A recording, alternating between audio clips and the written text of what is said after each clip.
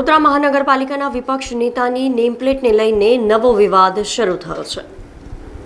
તાજેતરમાં જ વડોદરા મહાનગરપાલિકાના વિપક્ષ નેતાના પદ માટેની ચૂંટણી પ્રક્રિયા પ્રદેશ કોંગ્રેસના મોવડી મંડળ દ્વારા અમદાવાદ કોંગ્રેસ કાર્યાલય ખાતે યોજવામાં આવી હતી, જેમાં પૂર્વ વિપક્ષી નેતા અમીર રાવતે મત નહીં આપીને ચૂંટણીનો બહિષ્કાર કરી વોકઆઉટ કર્યું હતું। જોકે તે બાદ વધારે મત મળતા ચંદ્રકાંત શ્રીવાસ્તવને વડોદરા મહાનગરપાલિકાના વિપક્ષના નેતા તરીકે જાહેર કરવામાં આવ્યા હતા, જ્યારે જવાહર ભરવાડને ઉપનેતા તરીકે જાહેર કરાયા હતા। આ ચૂંટણી બાદ કોંગ્રેસમાં જૂથવાદ દેખાઈ આવ્યું હોવાનું રાજકીય મોરચે ચર્ચાયું હતું।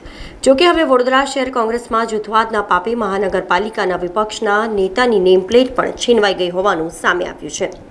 ભાજપે વિપક્ષી નેતા પદ તો ના આપ્યું, નેતા પદની પ્લેટ પણ હટાવતા અનેક સવાલ ઉઠવા પામ્યા છે, જેમાં કોંગ્રેસ ઓફિસથી પાલિકાના વિપક્ષ નેતા પદની નેમ પ્લેટ એક જૂથ દ્વારા કઢાવી નાખવામાં આવી હોવાની ચર્ચા થઈ રહી છે।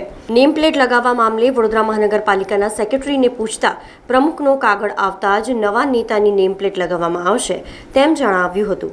તો અહીં સવાલ એ છે કે ચૂંટણી યોજાય તો વડોદરા શહેર કોંગ્રેસ પ્રમુખને નેતા પદનો કાગળ લખતા કોણ રોકી રહ્યું છે, તેવું પણ રાજકીય વિશ્લેષકોમાં ચર્ચાનો વિષય બન્યો છે। સામાન્ય રીતે જ્યારે પણ પક્ષના નેતાની નિમણૂક થાય ત્યારે પક્ષ તરફથી અમને એક પત્ર આપવામાં આવે છે કે પક્ષના નેતા તરીકે આમની વરણી થઈ છે, પરંતુ પ્રસ્તુત કિસ્સામાં હજુ સુધી પક્ષ તરફથી અમારી પાસે કોઈ એવો પત્ર આવ્યો નથી, તેથી અમે બોર્ડ ચડાવ્યું નથી। તો અમીર રાવતને કેમ ઉતારી દીધી? ચૂંટણીની પ્રક્રિયા થઈ ગઈ છે, એટલે પક્ષ તરફથી હતું કે હવે ચૂંટણીની પ્રક્રિયા થઈ ગઈ છે તો હવે બોર્ડ ઉતારી દો, બરાબર છે, કારણ કે ચૂંટણીની પ્રક્રિયા પત્યા પછી તરત જ એમનું આવવાનું હતું, પણ કોઈ કારણસર હજુ અમારી પાસે આવ્યું નથી।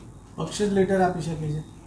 હા, કોઈપણ પક્ષના નેતા એ પક્ષની પોસ્ટ છે, કોર્પોરેશનની પોસ્ટ નથી ઓફિશિયલ, એટલે પક્ષ જ ભાજપના હોય તો ભાજપના પક્ષના નેતા અને દંડકની પણ લેટર પક્ષ પ્રમુખ આપે, એવી રીતે કોંગ્રેસ પક્ષના પણ નેતા દંડકની જે પોસ્ટ છે ઉપનેતાની એનો પત્ર પક્ષ જ આપતો હોય છે। વડોદરા પ્રમુખ આપે તો?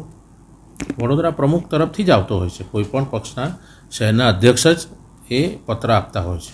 સમાચારોના સતત અપડેટ માટે TNN ન્યૂઝને YouTube પર સબસ્ક્રાઇબ કરી બેલ આઇકોન પ્રેસ કરો અને અમારી સાથે જોડાયેલા રહો Facebook, Instagram અને Twitter ઉપર।